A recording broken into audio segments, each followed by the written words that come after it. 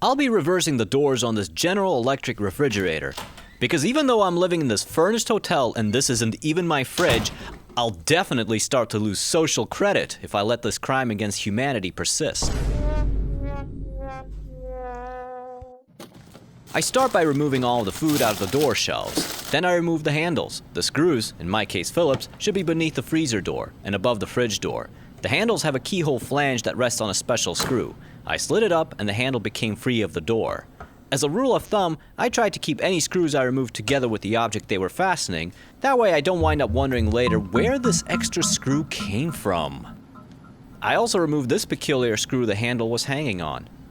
Next, I removed the hinge bracket off the top of the fridge. This freed the freezer door, and I removed it, revealing the hinge pin, which I removed with a Phillips screwdriver. I set the hinge pin aside and was careful not to lose the Teflon washer. The fridge door was now freed, and I removed it. I then removed this flange that the hinge pin was sitting on. On the other side, I removed the screws, flipped the hinge flange around, and fastened it back to the fridge. Down below, another hinge flange eagerly awaited my guiding hands to remove it, and to transfer it to the other side to bring the planet closer to being balanced again. My flange had two keyholes that slid on top of screws, with a third screw fastened to the bottom. Next, I placed a hinge pin on the outermost hole and plugged the hole on the other side with the spare screws I removed.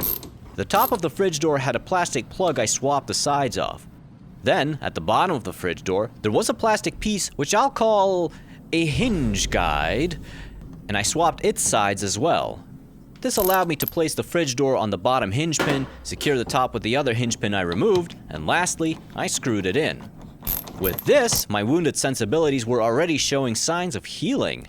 At the top of the fridge, I removed the two screws where the new freezer hinge flange was supposed to go, and I secured them in on the other side. I placed the flange on top of the fridge for easy access later. At the bottom of the freezer door, I swapped the sides of the hinge guide and attached the freezer door to the bottom hinge pin. At the top, I took the hinge flange and secured it.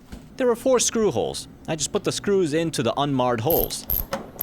Oh, yes. To cover up the exposed screw holes, I took the logo off of the fridge and moved it to the opposite side. It just pries off. I secured the handle hanging screw, hung the handle on said screw, and fastened 2 screws into the bottom of the freezer door. I did the same thing with the fridge door, only this time the 2 screws were secured to the top of the door. There was a lonely remaining screw hole, and unfortunately, the fridge didn't come with any extra plugs. So, yeah, that'll do. Nice. With this, my sanity was restored, the gods of proper workflow smiled upon me, and my social credit score went up. Thanks for watching.